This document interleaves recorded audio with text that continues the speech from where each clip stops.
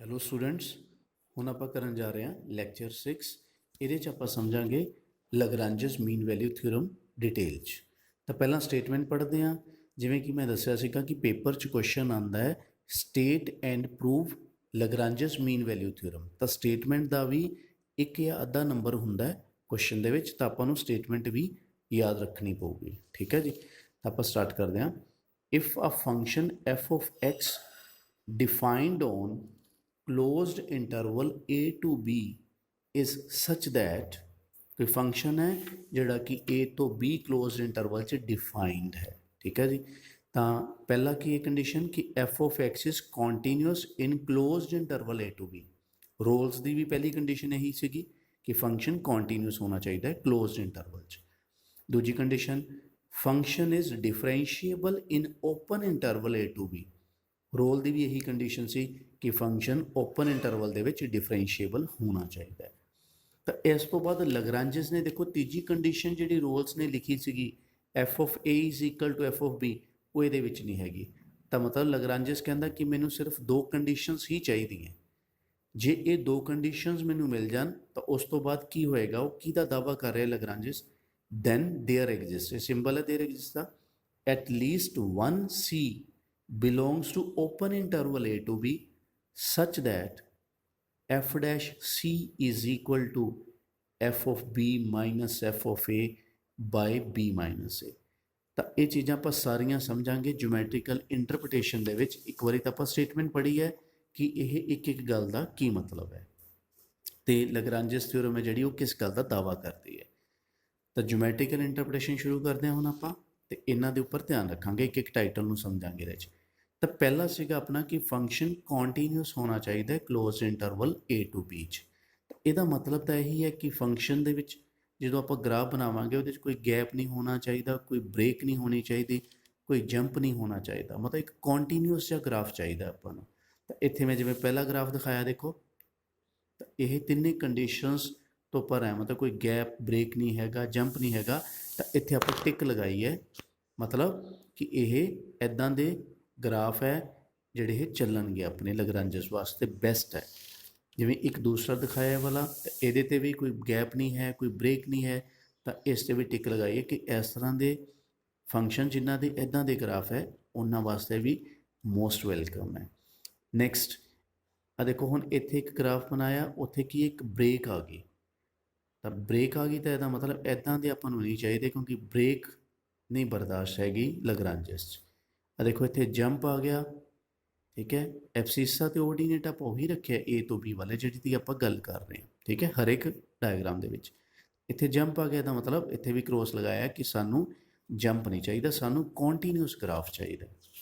ਠੀਕ ਹੈ ਜੀ, ਤਾਂ ਪਹਿਲੀ ਗੱਲ ਆਪਾਂ ਨੂੰ ਸਮਝ ਲੱਗ ਗਈ ਕਿ ਫੰਕਸ਼ਨ ਸਾਡਾ ਕੌਂਟੀਨਿਊਸ ਹੁੰਦਾ, ਉਹਦਾ ਮਤਲਬ ਕੀ ਹੈ ਕਲੋਜ਼ਡ ਇੰਟਰਵਲ 'ਚ। ਦੂਜੀ ਗੱਲ ਆਪਾਂ ਕੀਤੀ ਸੀ ਕਿ ਫੰਕਸ਼ਨ ਹੈ ਜਿਹੜਾ ਡਿਫਰੈਂਸ਼ੀਏਬਲ ਹੋਣਾ ਚਾਹੀਦਾ open interval a to b 'ਚ। ਤਾਂ ਡਿਫਰੈਂਸ਼ੀਏਬਿਲਿਟੀ ਬਾਰੇ ਪਹਿਲਾਂ ਵੀ ਬਹੁਤ ਦੱਸਿਆ ਕਿ ਡਿਫਰੈਂਸ਼ੀਏਬਿਲਿਟੀ ਦਾ ਮਤਲਬ ਕਰਵ ਦੀ ਸਮੂਥਨੈਸ ਨਾਲ ਹੁੰਦਾ ਹੈ।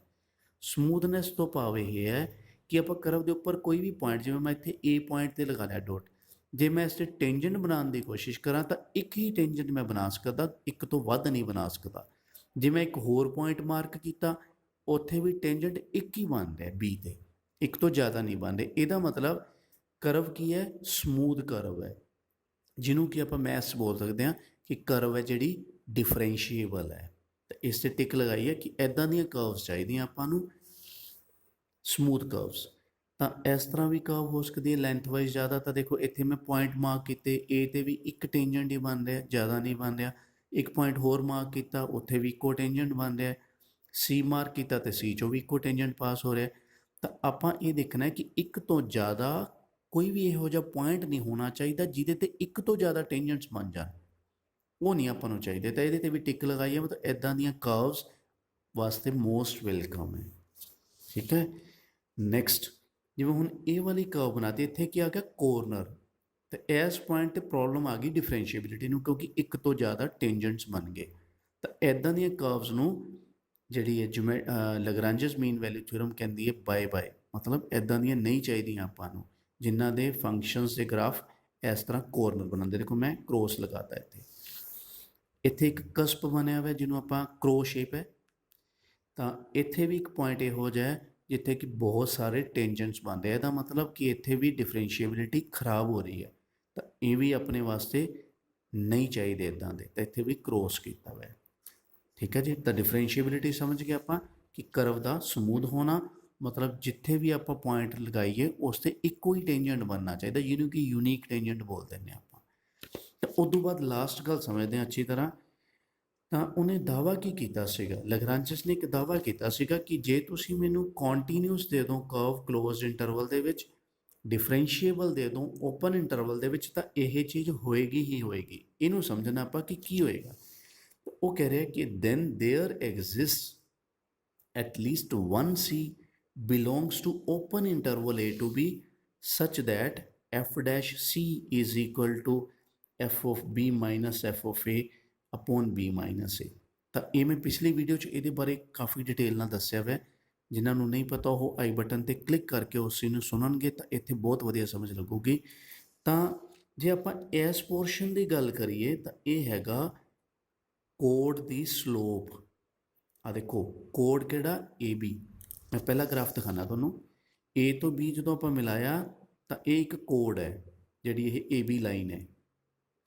ਤਾਂ ਇਹਦੀ ਸਲੋਪ ਕੱਢਣ ਦਾ ਆਪਾਂ ਨੂੰ ਫਾਰਮੂਲਾ ਪਤਾ +1 'ਚ ਕੀ ਹੁੰਦਾ ਹੈ, y2 ਮਾਈਨਸ y1 ਬਾਈ x2 ਮਾਈਨਸ x1। ਤਾਂ ਉਹੀ ਲਗਾਇਆ ਹੋਇਆ FB minus f of A by B minus A। ਮਤਲਬ ਇਹ ਜਿਹੜੀ ਰਾਈਟ ਹੈਂਡ ਸਾਈਡ ਹੈ ਦਿਸ ਰਿਪਰਜੈਂਟਸ ਸਲੋਪ ਆਫ ਕੋਡ AB। Okay. F dash C ਬਾਰੇ ਵੀ ਆਪਾਂ ਨੂੰ ਪਤਾ ਹੈ ਕਿ ਐਫ ਡੈਸ਼ ਕੀ ਹੁੰਦਾ, ਸਲੋਪ ਆਫ ਦਾ ਟੈਂਜੈਂਟ ਐਟ ਸੀ। ਤਾਂ ਇਹ ਦੋਨੇ ਕੀ ਹੈ, ਦਾਅਵਾ ਕਰ ਰਿਹਾ ਲੈਗਰਾਂਜਸ ਕਿ ਇਹ ਦੋਨੇ ਬਰਾਬਰ ਹੋਣਗੇ। ਮਤਲਬ ਟੈਂਜੈਂਟ ਦੀ ਸਲੋਪ ਤੇ ਕੋਡ ਦੀ ਸਲੋਪ ਦੋਨੇ ਬਰਾਬਰ ਹੋਣਗੇ। ਕਦੋਂ ਬਰਾਬਰ ਹੋਣਗੇ, ਜਦੋਂ ਇਹ ਦੋਨੇ ਪੈਰਲਲ ਹੋਣਗੇ, ਕਿਉਂਕਿ ਪੈਰਲਲ ਹੋਣ ਤੋਂ ਹੀ ਆਪਾਂ ਕਹਿੰਦੇ ਹਾਂ ਕਿ ਸਲੋਪਸ ਬਰਾਬਰ ਹੈ। ਤਾਂ ਹੁਣ ਮੈਂ ਇੱਕ ਵਾਰੀ ਸਮਝਾਉਣਾ ਤੁਹਾਨੂੰ ਕਿ ਉਹਨੇ ਦਾਅਵਾ ਕੀ ਕੀਤਾ ਲੈਗਰਾਂਜਸ ਨੇ ਜਿਓਮੈਟ੍ਰਿਕਲੀ। ਉਹ ਕਹਿੰਦਾ ਜੇ ਤੁਸੀਂ ਕੰਟੀਨਿਊਸ ਕਰਵ ਦੇਤੀ ਕੋਈ ਕਲੋਜ਼ਡ ਇੰਟਰਵਲ 'ਚ, ਓਪਨ ਇੰਟਰਵਲ 'ਚ ਡਰਾਈਵੇਬਲ ਦੇਤੀ, ਤਾਂ ਇੱਕ ਚੀਜ਼ ਗਰੰਟੀ ਹੈ ਹੋਏਗੀ। ਉਹ ਕੀ ਹੈ ਕਿ ਇੱਕ ਟੈਂਜੈਂਟ ਤੁਹਾਨੂੰ ਘੱਟੋ ਘੱਟ ਜ਼ਰੂਰ ਮਿਲੇਗਾ। ਦੇਖੋ ਇੱਕ ਟੈਂਜੈਂਟ ਇਹ ਵਾਲਾ ਮੈਂ ਇੱਥੇ ਦਿਖਾ ਦਿੰਦਾ। ਇੱਕ ਪੁਆਇੰਟ C ਹੈ, ਉਹਦੇ ਉੱਪਰ ਇਹ ਟੈਂਜੈਂਟ ਹੈ ਜਿਹੜਾ ਕਿ AB ਦੇ ਮਤਲਬ ਕੋਡ ਆਫ ਦਾ ਕਰਵ ਕਿਹੜਾ ਹੈ, ਜਿਹੜਾ ਕਿ ਸ਼ੁਰੂ ਵਾਲੇ ਪੁਆਇੰਟ ਨੂੰ ਤੇ ਫਾਈਨਲ ਪੁਆਇੰਟ ਨੂੰ ਮਿਲਾ ਕੇ ਬਣਿਆ। ਇਸ ਚੀਜ਼ ਦਾ ਧਿਆਨ ਰੱਖਣਾ। ਕੋਈ ਮਰਜ਼ੀ ਦੋ ਪੁਆਇੰਟ ਨਹੀਂ ਗੱਲ ਕਰ ਰਹੇ ਆਪਾਂ, ਸ਼ੁਰੂ ਵਾਲਾ ਇਨੀਸ਼ੀਅਲ ਪੁਆਇੰਟ ਤੇ ਫਾਈਨਲ ਪੁਆਇੰਟ ਨੂੰ ਮਿਲਾ ਕੇ ਜੋ ਬਣਿਆ ਉਹਦੇ ਪੈਰਲਲ ਇੱਕ ਟੈਂਜੈਂਟ ਉਹ ਕਹਿੰਦਾ ਲੈਗਰਾਂਜਸ ਲੱਭੂਗਾ ਹੀ ਲੱਭੂਗਾ। ਇਹ ਨਹੀਂ ਆਪਾਂ ਕਹਿ ਸਕਦੇ ਕਿ ਮੇਰੇ ਤਾਂ ਕਰਵ ਕੰਟੀਨਿਊਸ ਵੀ ਸੀਗੀ, ਡਿਫਰੈਂਸ਼ੀਏਬਲ ਵੀ ਸੀਗੀ, ਪਰ ਮੈਨੂੰ ਤਾਂ ਇੱਕ ਟੈਂਜੈਂਟ ਨਹੀਂ ਲੱਭਿਆ, ਤਾਂ ਗਲਤ ਹੈ। ਆ ਦੇਖੋ ਕਰਵ ਦੀ ਸ਼ੇਪ ਹੀ ਦੱਸ ਰਹੀ ਹੈ ਕਿ ਜਦੋਂ ਆਪਾਂ ਇਹਨੂੰ ਮਿਲਾਵਾਂਗੇ ਇੱਕ ਲਾਈਨ ਇਹ ਬਣੂਗੀ, ਤਾਂ ਇੱਥੇ ਇਹਦੇ ਪੈਰਲਲ ਇੱਕ ਟੈਂਜੈਂਟ ਵੀ ਬਣੇਗਾ ਹੀ ਬਣੇਗਾ। ਆ ਜਿਹੜਾ ਇਹਦੀ ਆਹ ਦਿਖਾ ਰਹੀ ਹੈ ਸ਼ੇਪ, ਤਾਂ ਇੱਥੋਂ ਇੱਕ ਟੈਂਜੈਂਟ ਦੇ ਵੀ ਆਸਾਰ ਬਣ ਜਾਂਦੇ ਆ। ਹੁਣ ਆਪਾਂ ਇੱਥੇ ਦੇਖੀਏ, ਕਿਉਂਕਿ ਉਹਨੇ ਕਿਹਾ ਸੀ ਲੈਗਰਾਂਜਸ ਨੇ ਘੱਟੋ ਘੱਟ ਇੱਕ ਟੈਂਜੈਂਟ ਬਣੂਗਾ, ਤਾਂ ਪਹਿਲੀ ਡਾਇਗਰਾਮ 'ਚ ਮੈਂ ਇੱਕ ਟੈਂਜੈਂਟ ਵਾਲਾ ਦਿਖਾਤਾ, ਤਾਂ ਇੱਕ ਐਟਲੀਸਟ 1 ਹੈ, ਇਹਦਾ ਮਤਲਬ ਜ਼ਿਆਦਾ ਵੀ ਬਣ ਸਕਦਾ ਹੈ। ਤਾਂ ਜ਼ਿਆਦਾ ਵਾਲੀ ਹੁਣ ਆਪਾਂ ਡਾਇਗਰਾਮ ਦੇਖਦੇ ਹਾਂ। ਇੱਦਾਂ ਦੇਖੋ, ਇੱਕ ਮੈਂ ਕੰਟੀਨਿਊਸ ਕਰਵ ਚੱਕ ਲਈ, ਠੀਕ ਹੈ ਜੀ, ਡਿਫਰੈਂਸ਼ੀਏਬਲ ਵੀ ਹੈਗੀ ਹੈ ਦੇਖੋ। ਤਾਂ ਉਸ ਤੋਂ ਬਾਅਦ ਮੈਂ ਇੱਕ ਕੋਡ ਕੀ ਬਣ ਗਿਆ ਉਹਦਾ AB, ਸ਼ੁਰੂ ਵਾਲੇ ਪੁਆਇੰਟ ਨੂੰ ਤੇ ਐਂਡ ਵਾਲੇ ਪੁਆਇੰਟ ਨੂੰ ਮਿਲਾਉਣ ਵਾਲੇ ਨੂੰ ਕਹਿਣਾ, ਧਿਆਨ ਰੱਖੋ। ਤਾਂ ਲੈਗਰਾਂਜਸ ਨੇ ਕੀ ਕਿਹਾ ਸੀ ਕਿ ਇਹਦੇ ਪੈਰਲਲ ਤੁਹਾਨੂੰ ਟੈਂਜੈਂਟ ਘੱਟੋ ਘੱਟ ਇੱਕ ਮਿਲੂਗਾ। ਇੱਕ ਤੋਂ ਘੱਟ ਬਾਰੇ ਤਾਂ ਕਹਿ ਵੀ ਨਹੀਂ ਸਕਦੇ ਕਹਿੰਦਾ ਤੁਸੀਂ। ਤਾਂ ਦੇਖੋ ਕਿੰਨੇ ਮਿਲ ਗਏ, ਇੱਕ ਆਹ ਮਿਲ ਗਿਆ ਜਿਹੜਾ ਕਿ AB ਦੇ ਪੈਰਲਲ ਹੈ, ਇੱਕ ਇਹ ਮਿਲ ਗਿਆ ਇਹ ਵੀ AB ਦੇ ਪੈਰਲਲ ਹੈ, ਇੱਕ ਇਸ ਪੁਆਇੰਟ 'ਤੇ ਮਿਲ ਗਿਆ ਇਹ ਵੀ AB ਦੇ ਪੈਰਲਲ ਹੈ, ਇੱਕ ਇੱਥੇ ਮਿਲ ਗਿਆ ਇਹ ਵੀ AB ਦੇ ਪੈਰਲਲ। ਦੇਖੋ ਕਿੰਨੇ ਮਿਲ ਗਏ 1 2 3 4 4 ਟੈਂਜੈਂਟਸ ਮਿਲ ਗਏ। ਤਾਂ ਇਹੀ ਉਹ ਕਹਿਣ ਦੀ ਕੋਸ਼ਿਸ਼ ਕਰ ਰਿਹਾ ਲੈਗਰਾਂਜਸ ਕਿ ਤੁਹਾਨੂੰ ਘੱਟੋ ਘੱਟ ਇੱਕ ਟੈਂਜੈਂਟ ਜ਼ਰੂਰ ਮਿਲੂਗਾ ਜਿਹੜਾ ਕਿ AB ਦੇ ਪੈਰਲਲ ਹੋਏਗਾ ਹੀ ਹੋਏਗਾ। ਤਾਂ ਇੱਥੇ ਇੱਕ ਹੈ, ਇਹਦੋਂ ਜ਼ਿਆਦਾ ਜਿਵੇਂ ਜਿਵੇਂ ਕਰਵ ਦੀ ਲੰਬਾਈ ਵਧੂਗੀ ਉਵੇਂ ਉਵੇਂ ਟੈਂਜੈਂਟਸ ਦੀ ਗਿਣਤੀ ਵੱਧਦੀ ਜਾਊਗੀ। ਠੀਕ ਹੈ ਜੀ। ਤਾਂ ਇਹਦੇ ਇਸ ਤੋਂ ਇਲਾਵਾ ਜਿਹੜਾ ਹੈਗਾ ਇਸ ਤੇ ਬੇਸ ਆਪਾਂ ਕੁਐਸਚਨਸ ਕਰਾਂਗੇ ਨੈਕਸਟ ਲੈਕਚਰਸ ਦੇ ਵਿੱਚ। ਕੁਝ ਹੋਰ ਫੰਕਸ਼ਨਸ ਨਾਲ ਡੀਲ ਕਰਾਂਗੇ, ਨਵੇਂ ਫੰਕਸ਼ਨਸ, ਪੋਲੀਨੋਮੀਅਲ ਵਗੈਰਾ ਜਿਹੜੇ ਵੀ ਹੈਗੇ। So thank you so much for watching.